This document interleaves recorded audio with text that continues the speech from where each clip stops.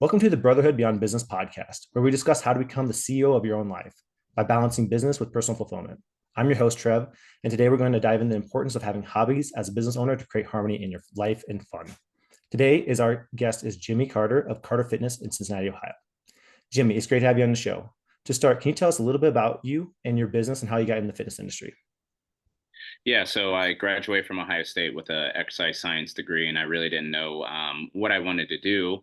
I went to a school that was about 2 hours away and was kind of broke and didn't know what I wanted to do. So I moved back and worked some odd jobs until I decided to be a personal trainer at a commercial gym. Then, after kind of learning the trade and learning more of like the business side and growing my own business within a business, I decided to take the leap and go out on my own in 2014. Then kind of built up my business from here. So we're on our 10 year, then yeah. Yeah, I remember when you first I first met you in the first like mastermind part that we had together, and you were like a single man show doing a ton of revenue and building a business. A little bit stressed out. I remember that point in your life. It was also, I think you were going through like some non-compete clause stuff as well, which is a stupid thing in the fitness industry, in my opinion. But yeah, and so you've come a long ways in that side of thing. And the thing that I have honestly respected from you over the seeing the growth is like first you start off as a single entity, somebody that like did it all yourself, and you've slowly grown a team around that, which I've seen over the years. But also you've made sure that you've kept like importance to life outside the gym, which most entrepreneurs, especially fitness business owners, like forget about. They just kind of, because it's such a weird hours, we have morning and evening splits, you really just have time for a nap in the middle of the day, and that's about all you can do. But you've done a good job of like doing that. So what are some hobbies that you do consistently that, I mean, because hobbies is the kind of thing category I put it in for you, because you talked to me years ago about making sure I have hobbies in my life, and I've taken that to heart. So what are some hobbies that you currently have in your life? What do you do for travel? What are the things that you like to do with your free time? Yeah, so I think the biggest one is obviously carving out a lot of time for my wife and I to travel and kind of see different places. We try to make it a point to go somewhere every year that we've never been. Then we try to do a reoccurring trip. We love Austin, Texas, those types of things where it's just a shorter kind of weekend. So traveling is a big part of it, and I like to play disc golf. It's kind of been a hobby that I kind of jumped into in like 2018, 2019. So I devote a lot of time to that to try to get better. It's important for me just because I can, kind of push myself and I can kind of train, specifically for it. Shockingly, disc golf can be a little bit hard on your body with rotation and stuff like that. I know it sounds ridiculous. Then obviously strength training and stuff. Strength training was a big hobby of mine for a long time, but it's tough to make that a hobby because, sometimes you don't feel like doing it, where, disc golf and traveling and stuff, I'm always, down to do it and try to get better at it and, see different parts of the country and stuff. Yeah, that's something that always surprises me. Whenever I text you, you're always like, "Oh yeah, I'll let you know I'm in like a whole nother, state or whatever." Like, Yeah. when did you even go there? Yeah. So it's very rare that when I text you that you're even in at the gym. But because I know your business pretty intimately, and I know that you're still doing a lot of coaching, or you're involved in a lot of processes, and that's where a lot of like business owners struggle with, is they're still involved in the process. So like, well, I can't leave the gym, or I can't leave my business. Right. So what have you built in for systems? Like, how do you get away with being able to travel as often as you do? What have you put in place to make it so you can do that? I think really working with your team and making it more of a team thing, so they're not just an employee. They look forward to, being on their own and trying to get better and kind of managing all the clientele and stuff like that. So a big part of it is just making sure that they're comfortable doing it and making sure that we go over it weekly of exactly the tasks that need to be done, what was good, what was bad, what they think they can improve on, and just communicating is huge. But we try to have like as I call it, a team. Is I want my coaches to not feel like, they can't travel as well too. So, there will be times where, our head coach will travel and I'll have to coach more. And that's just what it is. But it's a balance of, if we take off for a week, he can take off for a week. And I know that that week, it's on our calendar, I got to bust my ass and I got to get up every day at 4:30. So I try to manage it where like if I know that week is coming and I have a coach or two out and I have to be there, I got to get my tasks done for that week too, because obviously you've done the same thing where if you're coaching a lot, it's really hard to wear all the hats. So you just kind of got to pick and choose. Yeah, I think like for especially if you want to add travel specifically to your life, I think there's prep that you need to have available. You got to be, like you said, you got to be planned. I know I'm going to be leaving in 3 weeks from now, so I've got to get stuff done before I leave. Let my team know that before I leave. And I think for a lot of entrepreneurs, they overstack their plate to the point that they can't even like. I couldn't imagine getting ahead on this stuff because I'm so far behind on everything. Right. That's one thing, and then the other part that I think you do well, you're a very profitable business, which is helps with this equation. But what most entrepreneurs struggle with is they don't have enough profit in their business to be able to pay a coach more hours. Or like let's say you're gone for this week and you're gonna have to pay them a little bit extra 20 hours if they don't take off some other time during that week, right? So you got to pay some more extra hours. Well, you have the profit built in that you can afford to like in a sense like give away profit to these coaches to like allow you to have a life. And I think a lot of entrepreneurs struggle with that component is the fact that they just don't make enough money. They take or they try to take home so much from their business that they can't have the fun and life out of that. And I think that's one thing that helps you out as well with the travel component is you're willing to sacrifice some of that profit, even though you're plenty profitable, but like sacrifice some of that profit to be able to take a vacation. Whereas other people like won't sacrifice the profit. Yeah, I kind of consider it as like, it's almost a built-in expense of, when you travel. It's like, all right, I'm going to pay, I luckily have a full coach that's full time, so I pay him very well. And I am able to pay him very well for how many hours that he has. So it's not an issue. But yeah, you got to find that balance of like how much are you going to pay the person, how long do you want to go. But I just don't want to look back and be like, oh, I haven't taken a vacation in 2 years. I did that already. I feel like I paid my dues from like 2014 to like 2018. I was burnout and grinding and stuff like that, and I hardly ever left because I had to be in the business. But I think going through that, it's worth the extra money if you have to expense it. Yeah, especially like you said, it's we're still young in the business world, or in general we're young, but at the same time we're not as young as we were in our 20s, being our late 30s. Like the idea is like we definitely want to have a little bit more relaxed time as we get older. That I mean, we used to be able I mean, you used to be able to go do workouts and then still coach and do all that kind of stuff, and now it's like I actually need some downtime and recovery time Yeah, from that stuff. yeah, for sure. So how much so you're married. How do you balance having hobbies with having a family as well? Um, the Google Calendar is the best thing on there. So we have a shared calendar. We have several calendars for our work, personal and stuff like that. But just again, communication. Like, hey, I'll be out of town for this tournament or whatever. Hey, our birthday for our nephew is this week, so I'm not going to play. Like, there has to be give and take, and I think we do a really good job at like she has other hobbies too. She likes to play pickleball and different stuff like that. So just balancing and making sure that it's not, I try not to do like back to back weekends or anything like that. In the disc golf like scene, like obviously you're going to play when it's nice outside. So she knows in the summer that I'll have weekends, but then, the winter I'm going to be more available and we can do different trips and stuff like that. So it's really just finding a balance and communicating with it.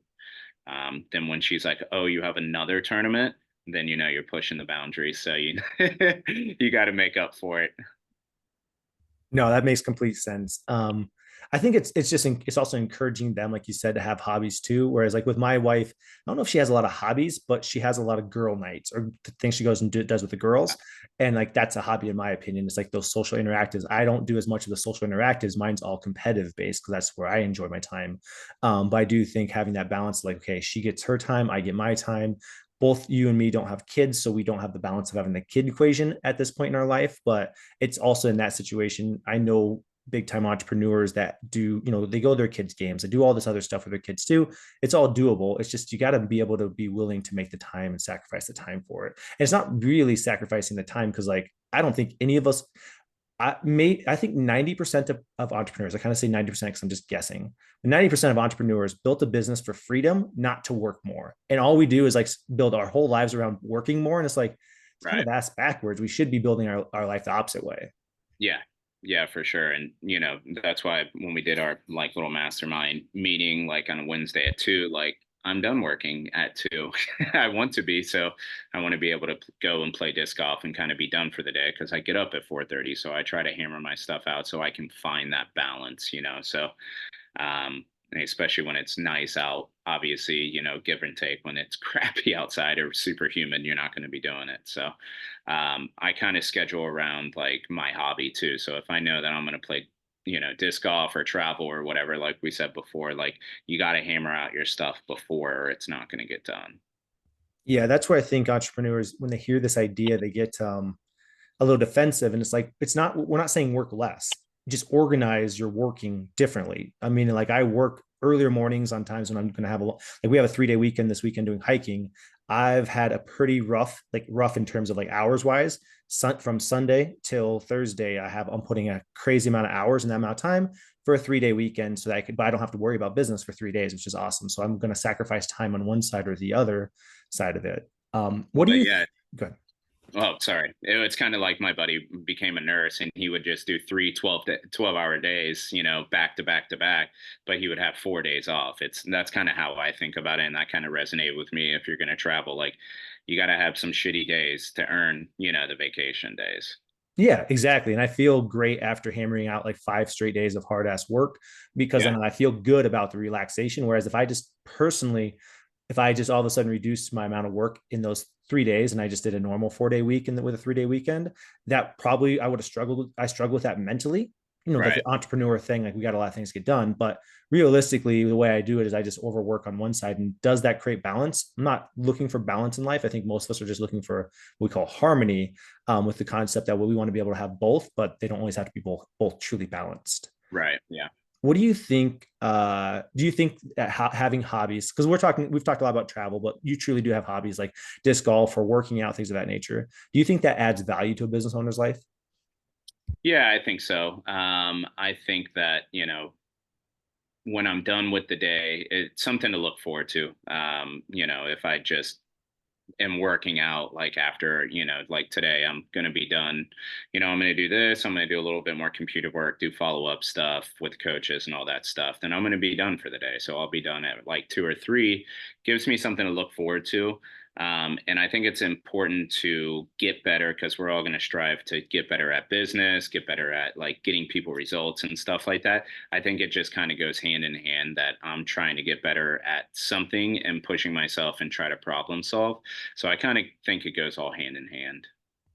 Yeah, I think the way I've thought about it, especially leaving the fitness industry for me has been beneficial. And I think the way you have your business set up is awesome as well. Being in the fitness industry, is conceptually like work is work, meaning like 8 hours is 8 hours. I don't have to have the 8 hours from exactly this hour time frame. I can go from if I want to start working at 5 and be done by 2 for the day, like cool. Like why not? Why wouldn't I do that? Like that's kind of what I do now because my 2 o'clock is in Eastern is 5 o'clock for you guys. So most Right. people that I'm working with are already kind of done working for the day or people that I can contact. So I do my work early in the morning when everybody else is up and doing stuff. People always ask me, how are you texting me at like 4:30 in the morning? That's your 4:30 in the morning. It's like, yeah, Right. but I'm already up working for the day because at 2 o'clock when you're my 2 o'clock when you're stopping for the day, I'm stopping as well. So that way I can have energy to do the hobbies and workouts and stuff at night. Because if I wait until 5 p.m., most likely I'm kind of burnt out. And even just like anybody else, 5 p.m. feels different than 2 p.m., regardless if I've worked the same amount of hours. Well, yeah, I think that you need to be cognitive of your best working hours too. I thrive in, depending, every once in a while we need a nap or something like that, but especially when you get up at 4:30. But cognitively being most motivated, like going to a coffee shop and stuff like that. Like you said, I'm not going to go at like 5 p.m. and go sit down and hammer out some work. I'm just fried by then, especially when I've been up at 4:30 if I worked out or, whatever it was I did. As a you and me have both been in business for, you said you started technically that business in 2014. That's when we started ours as well, our gym. And so we've been in business consistently in terms of like owning a business 10 years. Um, Young entrepreneurs, when they first start, kind of like have this that idea of balance, right? And so I kind of want to bring this up because both of us are still relatively close to the beginning of our journey in terms of like 10 years really isn't that long if you think about it. Like we've been doing fitness and stuff for a lot longer and running different things for a lot longer than that, but like realistically that time frame. Do you think this is just advice that you have for younger entrepreneurs? Do you think you would be like, hey, for the first 2 or 3 years, just grind your ass off, do business like crazy until you got something worth taking hobbies from? Or would you be like, make balance from the beginning? There's no right or wrong answer, just how you'd instruct that. Yeah, I think that I almost think of it as like a callus. Like you got to build a callus up, right? When you first start lifting, like your hands gonna be soft. You're like, my hands hurt, but eventually you build the callus. How do you do that? Repetitions, right? Getting into the gym, over and over and over. I do think that there has to be like a dark, shitty part of like building a business, obviously, where you're not going to have any life because, the most successful people are the obsessed people. Like you look at everybody and they're absolutely obsessed with their craft. They are the best. Now it just depends how long it takes them and how hard, they have to work to get there. Some people may have to grind for longer. Some people may not. Um, I fortunately fell into, the mastermind that we first met in 3 years into my journey, which I think, looking back at it, that's kind of early, which I am grateful for because I wouldn't have made it much longer just doing all that stuff by myself, where it taught me to build a team and stuff like that. But I do think that everyone's journey is going to be unique, but I do think that you have to have a little bit of a balance where you don't wake up and hate your life and say, shit, I got to go into work every day.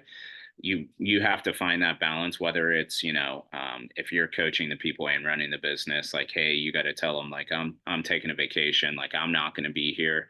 You're going to have to learn at some point to turn people down, because if you don't, you're not going to survive. You can't work every single day, long hours. You may make a lot of money, which I did at first. I was very successful very early, but it really wears on you. So just finding that balance of like, I think you'll know when the time is right, where you got to be like, all right, I need an admin. Oh, I need to build a team. Oh, I should just make a system for this. Like people were texting me for sessions and times, at the very beginning of my business. Then when I got in the mastermind, they're like, why don't you think of Zen Planner or whatever it may have been. And I'm like, that alone took a lot off my plate, or stress.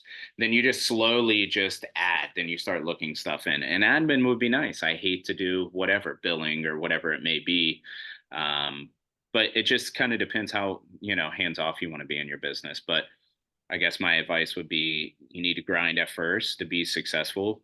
And you need to start processing, making processes and like building stuff out early. Yeah, I would completely agree. I think you have to go through hell first before you can understand how nice hobbies are.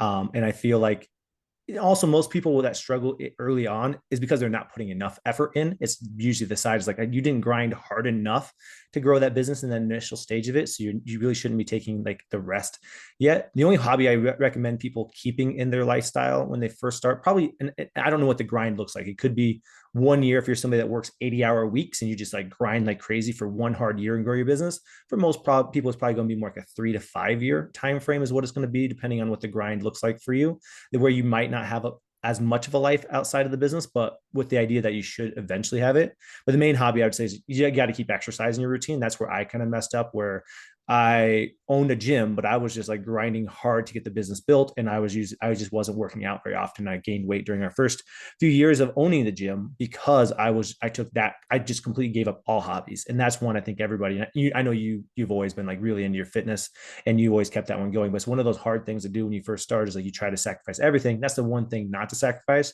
But other hobbies probably do need to be sacrificed when you first start because you need to put that new baby just needs so much effort. Yeah. And I think like if I could go back in time too, like more massages, doing more like meditating and stuff like that, because I think obviously I was getting old too, but like when I started to injure myself was like 2014, 2017, I would get tweaks, aches, and pains. And I think it was because of high stress. You know what I mean? I would be there all day, then be stressed, because I was wearing all the hats and, your body's run down, just listening to your body and trying to take, if you can't remove yourself from the business, taking things that can kind of, chill you out and relax, get you in that parasympathetic kind of area instead of always like heightened. Yeah, I think the hobbies for me, the side that I needed as well from it, with the same idea, but I needed to get my competitive out. We both come from like athletic backgrounds. Like I have so much competitive stuff in me that's like I've got to have some outlets for that. Otherwise, especially since I'm married now, my wife would go crazy because I'm like competitive about everything. But having hobbies specifically in my life that are competitive based allow me to kind of get business is my new competitive game, but there's only so much of that you can physically put out of you. And so I need personally hobbies for like getting that actual physical competitiveness out of my system too. And I think that's where a lot of entrepreneurs are competitive too. So like it's like the parasympathetic relaxing, like you said there. For me, another relaxing side that's technically not parasympathetic, but with the idea of relaxing is I need to get those competitive juices out of my system every so often because they build up so intensely that I think I become almost like extra stressed because I can't be competitive in certain physical nature. So Yeah, yeah, I agree. It's tough to be competitive in like fitness and stuff like that. It just, takes a toll on you. That's why I love the hobby that I have because, you can go out there and you just do a little bit of stretching and stuff like that, and you can kind of warm up. It doesn't beat the crap out of you all day. But I definitely agree, like the strength training and stuff, you should always be a beacon of like whatever your industry is in. So you definitely need to lift and stuff like that. And you can still have those goals when you strength train or you can go run, compete with a 5K and stuff like that. But yeah, I think you need both aspects for sure. yeah, and when I say competitive for me, just to give people heads up, is like competitive for me now is pickleball, like something I can pick up and play like almost instantly without Yeah, having a light stretch, yeah, versus something that's like I could never do like CrossFit games or any, like something super intense where I have to dedicate a lot of time to it. I want something that needs very little time dedication. It's mainly just like a mental stimulus to let that go. And then my meditation is we live in the mountains, so we hike every Sunday morning, and that's kind of my meditation for the week too, is like just no electronics, just walking through nature with my wife and our dog, is like the best meditation I've ever done in terms of like just like letting myself release a little bit and not having to think about business, even though I do think about business a lot on the walk because it's like such a free time. So yeah. Yeah, and let's be honest, no one working out is not a hobby. I'm not like the most excited every single time. When you've been doing it for decades straight, 4 or 5 days a week, you're not like, oh, I can't wait to go for a 3 mile run. Like that's just not. yeah, There might be some people out there, but it's not for me. those people, like I think they get into an obsession like kind of category, almost like it's the negative of fitness can be like with food, like you can over control your food, you can over control your fitness and utilize it to a negative. I think most of the people that get overly excited to do the crazy hard stuff are battling other demons that as business owners we have enough demons. Like we don't need any more of those demons going on in our life, to Yeah, get rid of that. So I think fitness is still just that thing, is like building our body for health more than anything else. right. Cool. Do you have any, we're going to kind of wrap up for the day. Do you have any other advice that you would recommend for entrepreneurs on why they should at least look at like, anything can be hobbies, anything that's meditation can technically be a hobby as well. Any other advice you'd have for a business owner on that? Yeah, it's just I one thing that I don't think we touched on, like it's a good excuse. Like as you get older, people have kids, they do everything else. We kind of go all their separate ways. It gives you an excuse to keep relationships, which I think is super important. Like you touched on, like your wife has girl nights and stuff like that. My wife goes and they'll read a book, and if they make a movie of it, like they'll go watch the movie. They just did that. I think it's super important for your relationship status and for you as a human to have like good guy times, good girl times. I just think it's overall healthy. So find a hobby that you can involve like your peers and people that you want to do, and it will always be an excuse for you to go hang out with your friends too. No, that's the perfect ending to this podcast because I think the kind of like all of in our mastermind group, there's 10 domains of health. And one of the categories is deep relationships. And I think hobbies lead into deep relationships as well, because when you're able to do things with other people, like I think hobbies can obviously be on your own, but combining them with deep relationships is a great thing too. Even in like our mastermind group, we have deep relationships just because like when we get together, we just have that intimate time to talk, but then we also go do competitive things too, which gives us the ability to even create deeper in like, as guys, we like to trash talk. That's like a natural thing. Yeah. And so it gives you the ability to have that trash talk kind of thing. So it Yeah. is important to have that. I think the relationship's a great component to add to that. Yeah. Cool, Jimmy. I appreciate your time today. I appreciate you being on our podcast, the Brotherhood Beyond Business podcast. Jimmy had great insight in that podcast on how to add hobbies into your life. As a male entrepreneur, it's important to have these hobbies or travel or things that you do outside of your business in your life consistently. It doesn't have to be every single day, maybe once a week, maybe, once a month, maybe it's just traveling from time to time. It's doing things outside of your business to make sure that you're building a well-rounded life.